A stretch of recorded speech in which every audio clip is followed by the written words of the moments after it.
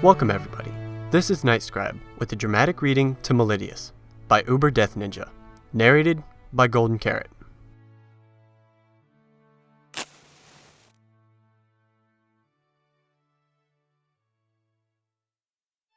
Chapter 4, The Temporary Fall of Malideus.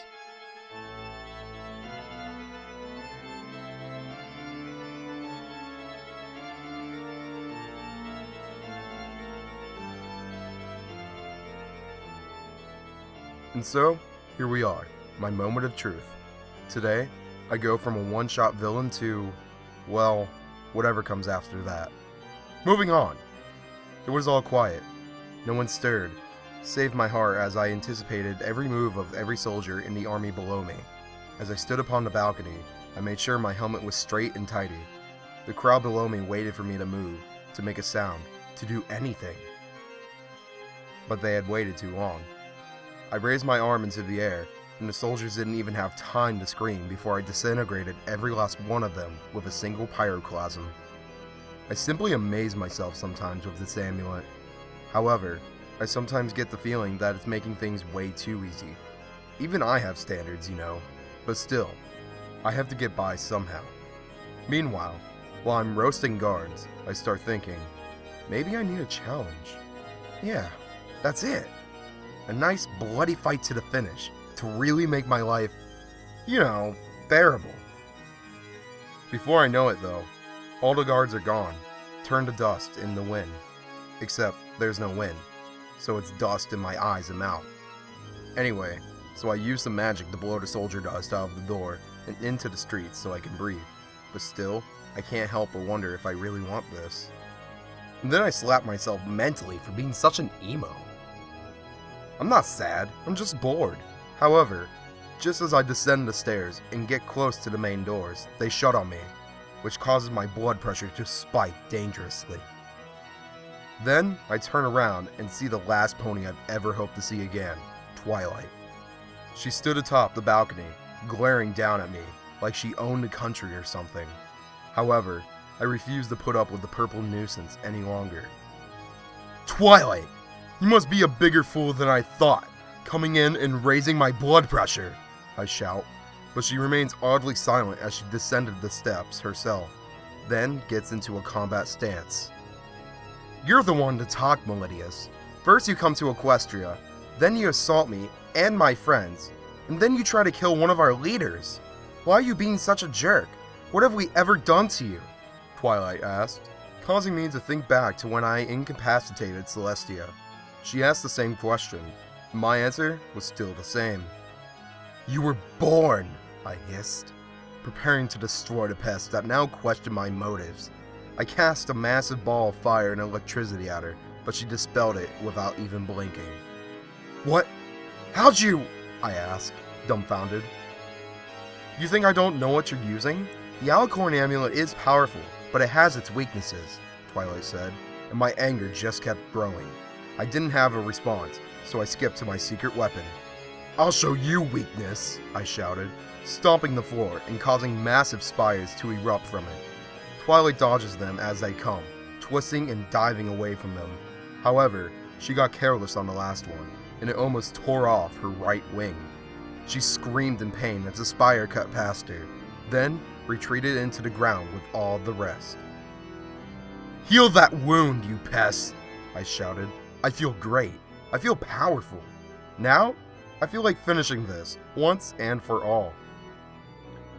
Go lotta! I shouted, causing black stone blades to thrust from the floor at her, but none of them struck her, because she kept fucking dodging. At that moment, I felt like every video game boss ever. All of my attacks, she just kept avoiding them. Until, that is, she broke one of the stone blades off the ground and kicked it at me. I couldn't put up a shield fast enough, so I dodged. Go lotta? What the heck does that even mean? Twilight asked. I don't know, it just sounds cool. Wait, why am I even talking to you? I demanded. pulling one of the blades and using it like a full-blown sword. Then, I charged Twilight, and she jumped, attempting to go over me. However, I anticipated this and swung my sword overhead, catching her in the middle. The blade, however, was too blunt to cut her in half, unfortunately. But it put her on the ground long enough for me to grab her neck and bring it to my face. So, Princess, is that it? No fancy spells or disappearing acts? I asked smugly.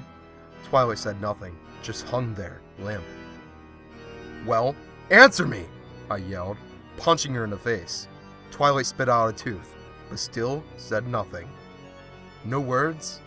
Fine by me. I'm going to gut you slowly and make you beg for death.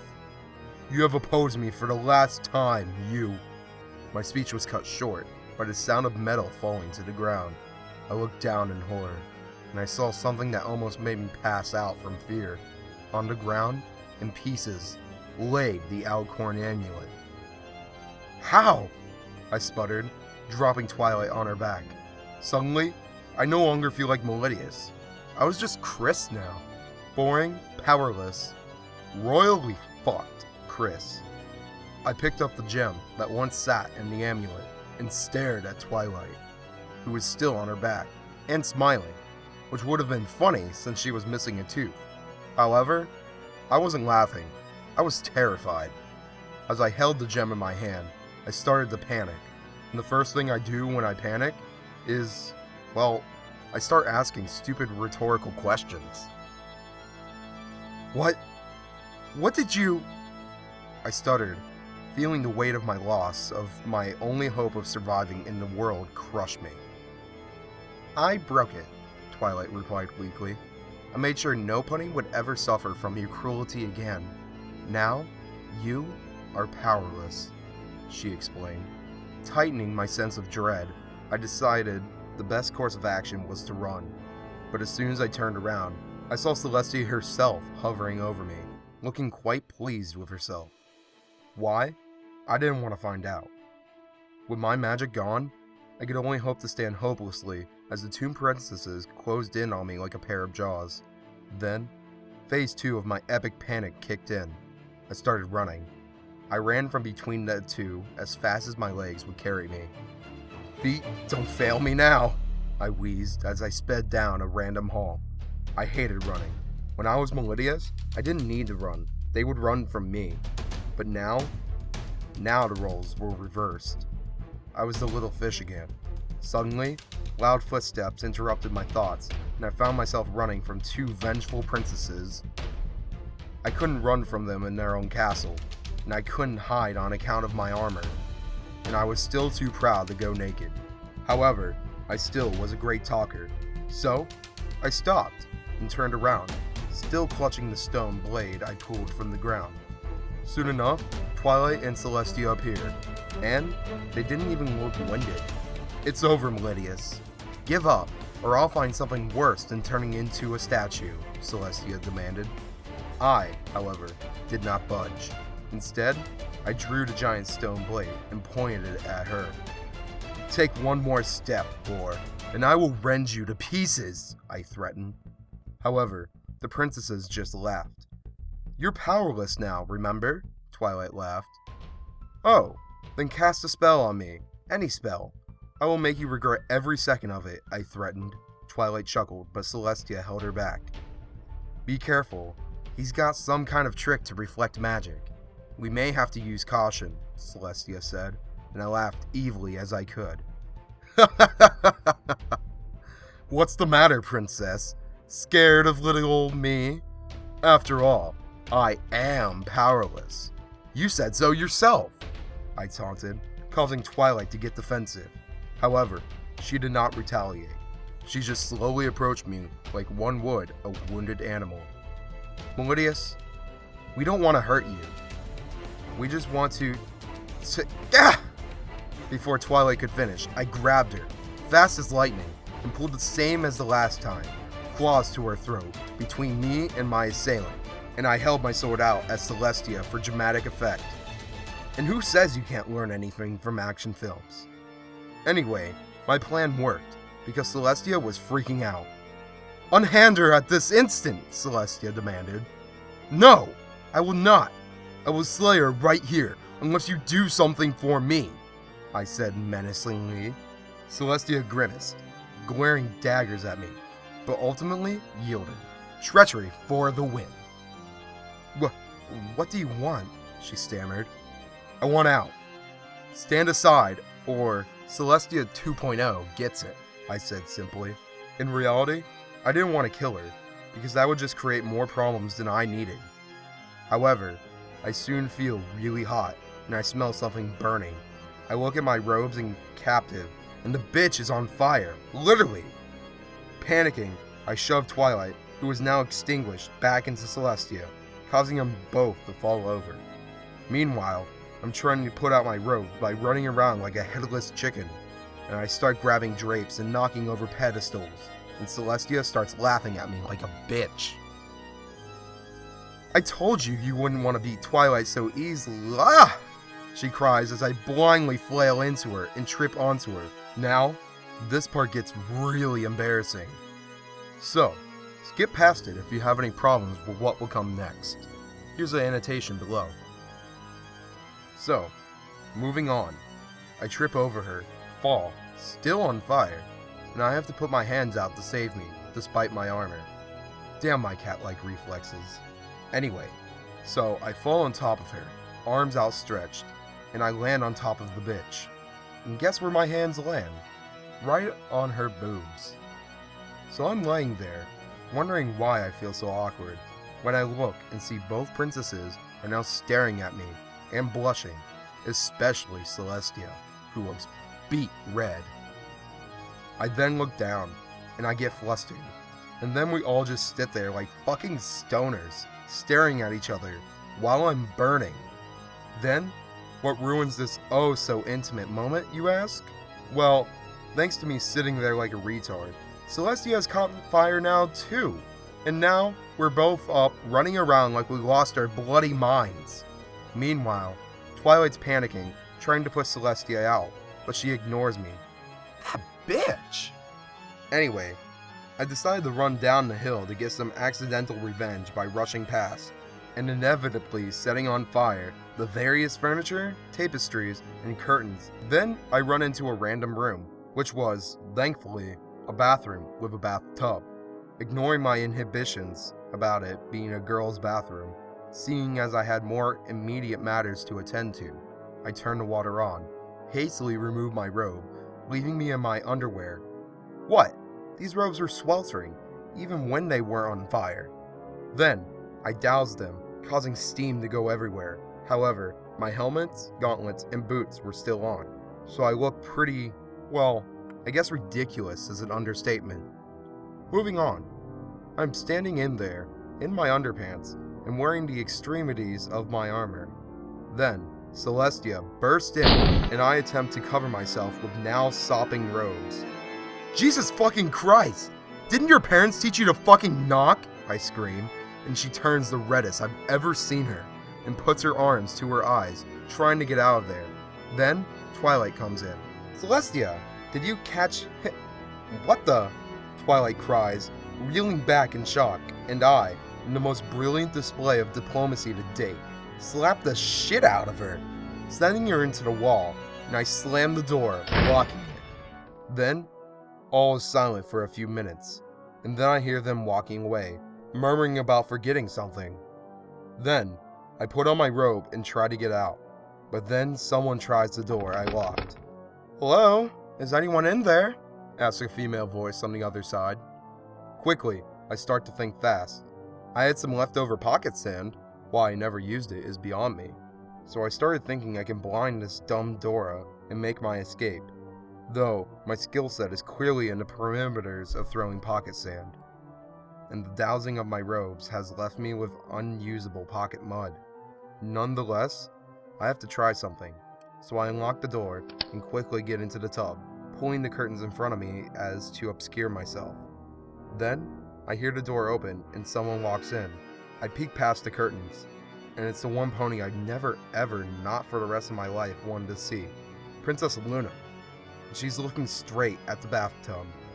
First, though, She looks around, and after a fruitless search, she shrugs, closes the door, and, while I'm looking, removes her royal garb, leaving herself stark naked, and my nose, quite literally, starts to bleed profusely, and I have to hide my face behind the curtain again. But then, I start to have one of my famous panic attacks.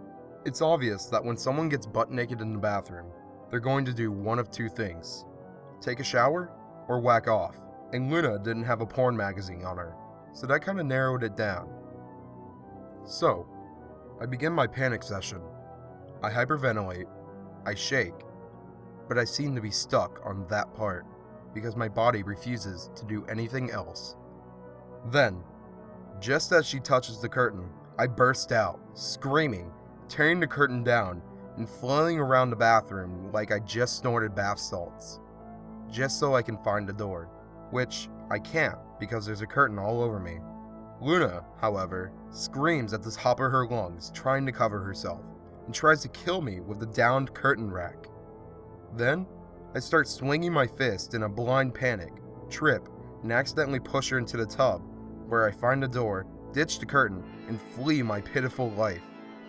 I make it as far as the main entrance, but it's locked. Fuck me, I muttered, not expecting, or wanting, anyone to hear it. We'll see, says the female voice behind me. I look, and it's Celestia. Fuck, she gets around fast. Stay away from me, you glorified nag, I stutter, trying and failing to sound intimidating. Clearly, autopilot took off long ago, and left me to die at the hands of these goddamn ponies. I think not.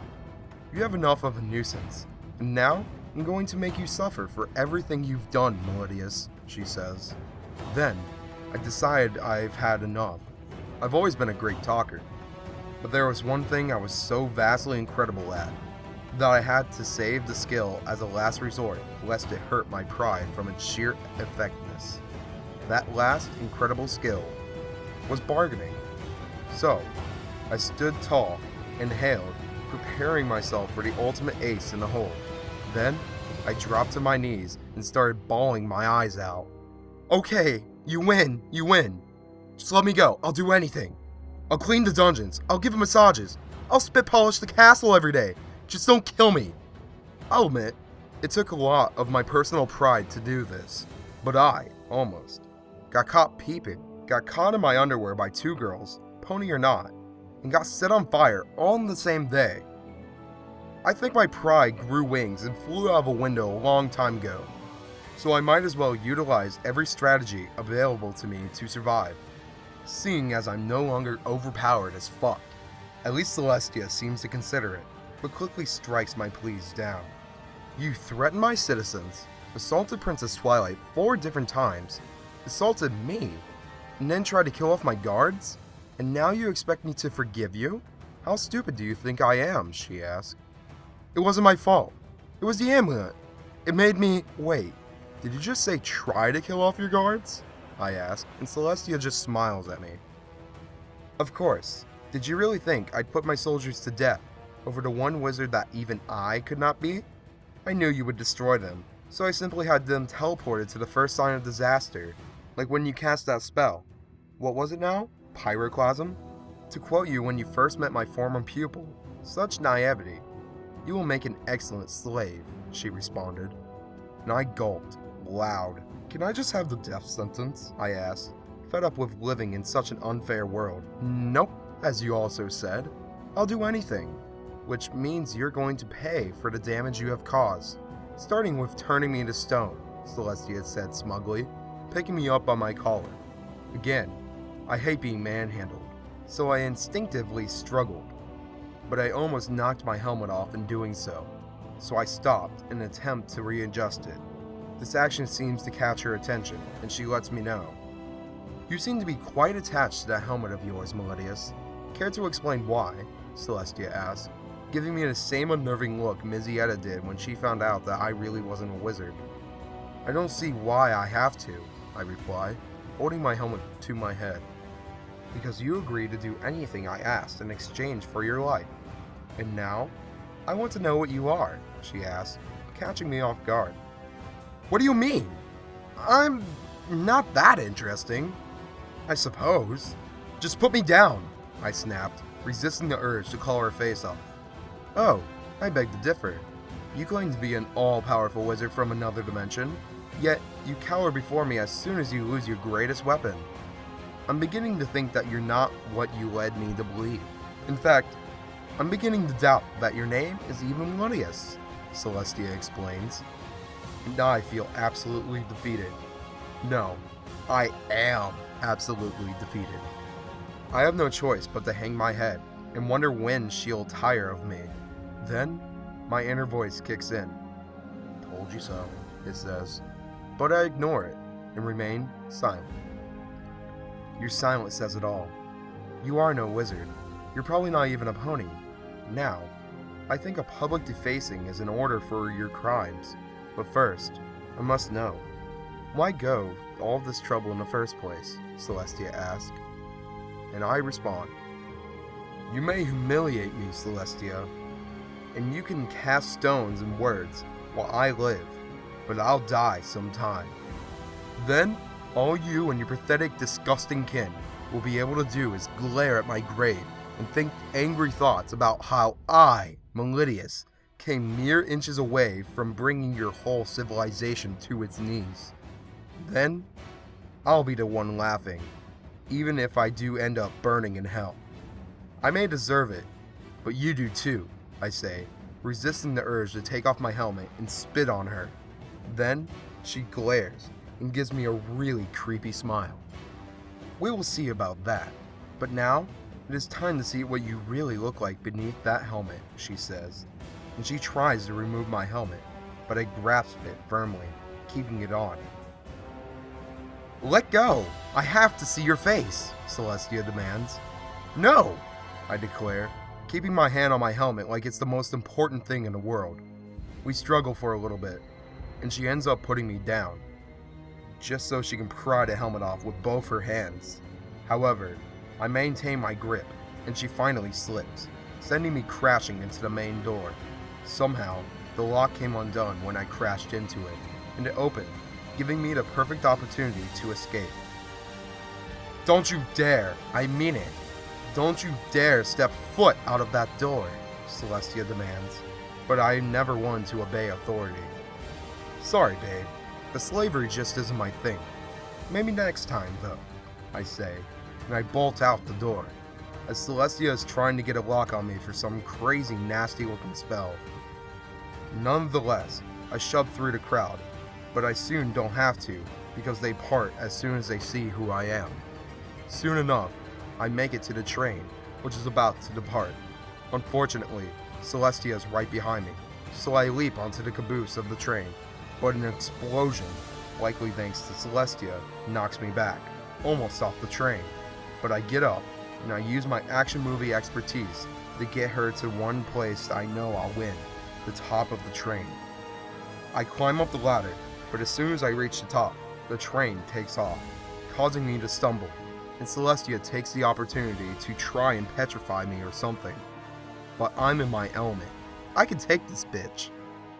So, without a word, I step away from the edge and run up the train to the front.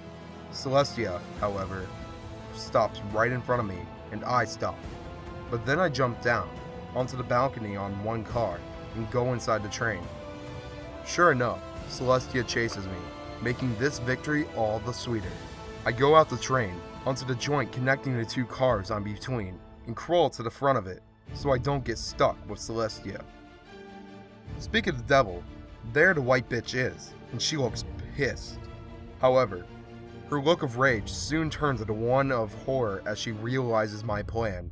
Making a desperate bid, she tries to leap for me, but it's too late.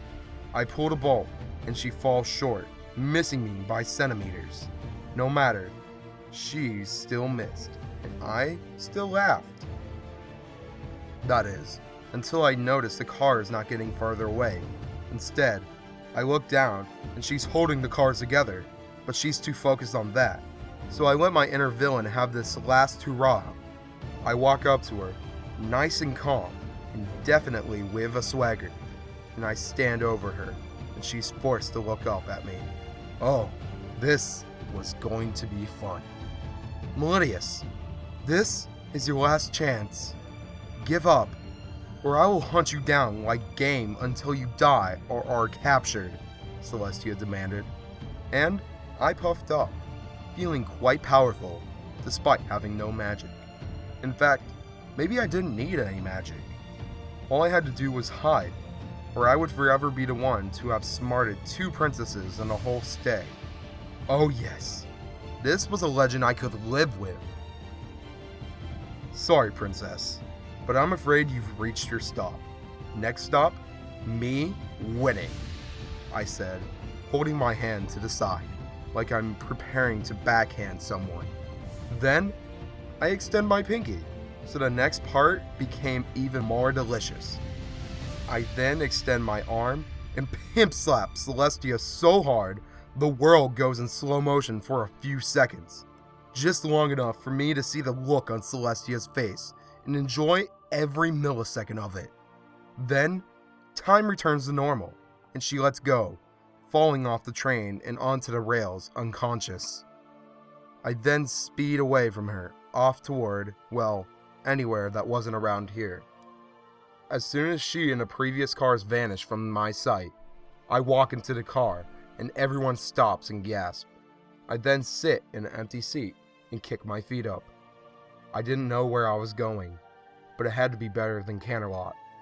And it was just my luck that this train was ever so coincidentally be headed for my favorite destination, Ponyville.